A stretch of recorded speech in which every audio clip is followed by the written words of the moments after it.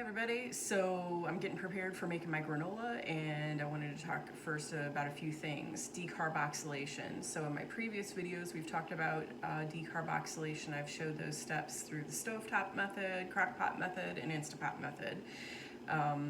So when we decarboxylate, we take our measured amount of flour, we line a baking sheet with wax paper, we break up that flour into small chunks, and then cover with foil, throw it in the oven, 235 degrees for 25 minutes.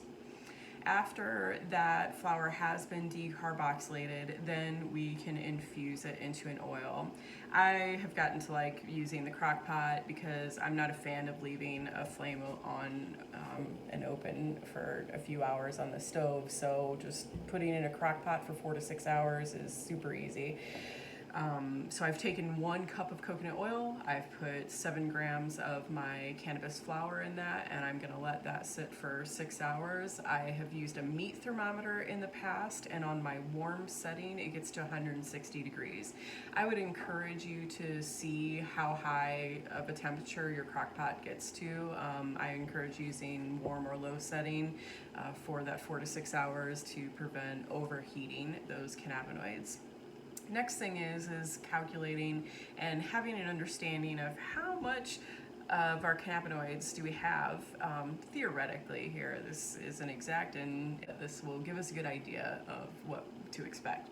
So we know that, so we're going to first factor it on, what does 1 gram of flour have in it? So 1 gram is 1,000 milligrams, and in this case the flour that we're using is 12% CBD, so times that 1,000 by 12%, and that gives us 120 milligrams per gram of flour. Now we're using 7 grams of flour in this recipe, and so we times that 7 grams by that 120 milligrams per gram, and we get 840 milligrams of CBD in this cup of coconut oil. We're only going to be using 1/3 of a cup for this recipe, and so divided by 3, that's giving us 280 milligrams of CBD in our batch of granola. So I just wanted to throw in one last thing and do my due diligence as a naturopathic doctor. I teach about preventative healthcare and using food as medicine, along with the botanicals. So stabilizing blood sugar is a really important thing, and the recipe that we're doing today is a grain-free granola. So it is going to be loaded with good anti-inflammatory fats and proteins that are sources of our essential amino acids that are building blocks for our happy-making chemicals and our sex hormones and our muscle and keep us strong. And you've probably noticed in those times when you've had a treat, a sugary or a carbohydrate-rich treat, that the blood sugar goes up and we feel real good, but it's a fast-burning energy source, and so that body either takes it up and stores it real quick, or it's burning it off with the activities that we're doing, and before you know it, that blood sugar starts crashing and we start feeling weak and hangry, and then the stress hormones start coming in and makes us feel anxious and gives us the shakes and that sort of thing. So ideally we are making sure that we are stabilizing our blood sugar with fats and proteins coming in, and people feel better generally when they are getting in a palm size of protein 3 times in a day. So the general rule for how much protein you're supposed to be consuming in a day is 8 grams per 20 pounds. So let's say a 160-pound person, they're supposed to be achieving 60 grams of protein in a day, ideally. Of course, people that are lifting weights and their goal is to pump it up, they are, doing 1 gram per pound, okay? But the general person, 8 grams per 20 pounds is what we go by. So 3 times a day, that small palm size of protein. So this could be, the nuts and seeds, palm size. That's giving us about 20 grams of protein and good fats that way. Eggs are about 7 grams of protein per, so, a couple eggs is gonna stabilize us for a good while. Fish, meat, you know, a palm size of that is going to be about 20 grams of protein there as well.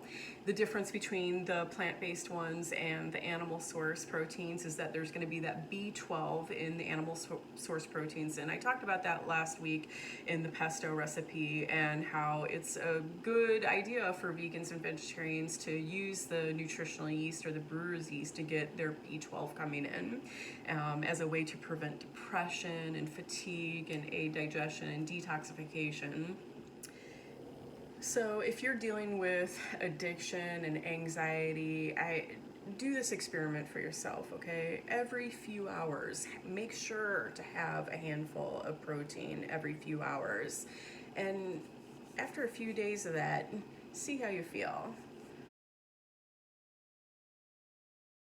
All right, so my coconut oil, cannabis flower has been infusing in the crock pot on low for 6 hours.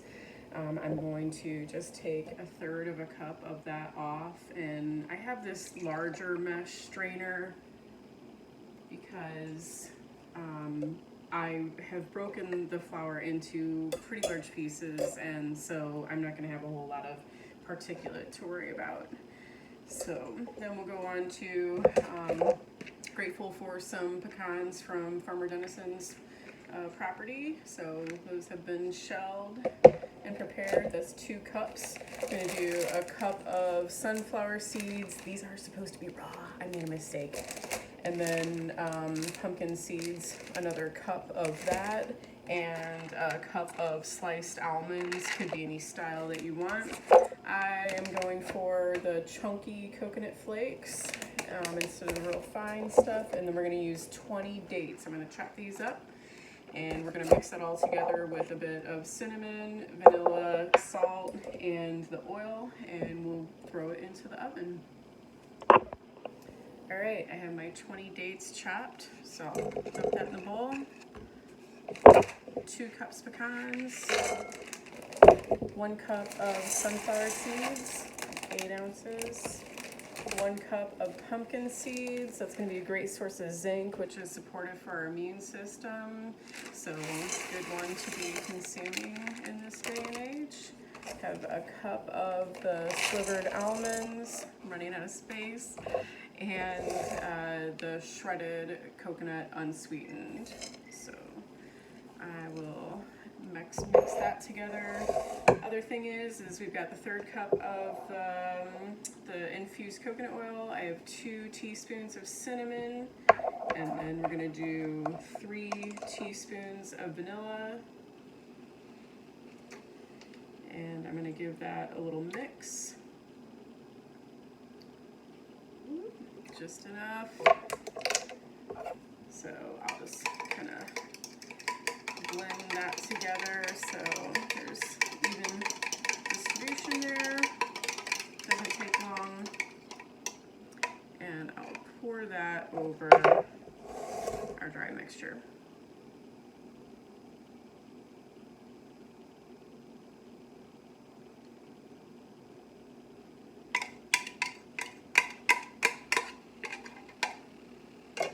Toss that up until it's evenly coated, and then I'm going to line a baking sheet with parchment paper because I liked easy cleanup, and we'll throw that in the oven 325 for 20 minutes. We'll give it a stir after 20 minutes. We'll give it a little stir, throw it back in the oven for another 5 minutes, and voila.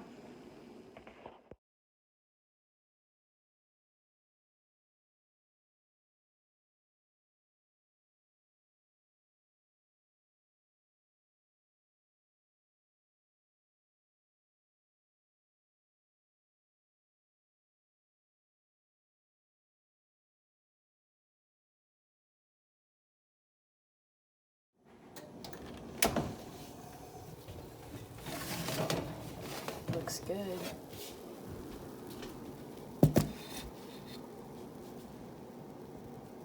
I'm going to give that a toss and throw it back in the oven for 5 more minutes. Smells good. There we go. Looks delicious. I'm going to bag that up into little bags to give to my friends at the farm. All right, Adam, have a smell. Describe it. I'm smelling cinnamon. Yeah, it smells good. All right, have a try. Do you think this is going to sustain us on the farm?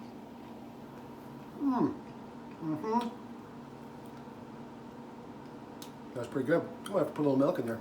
All right.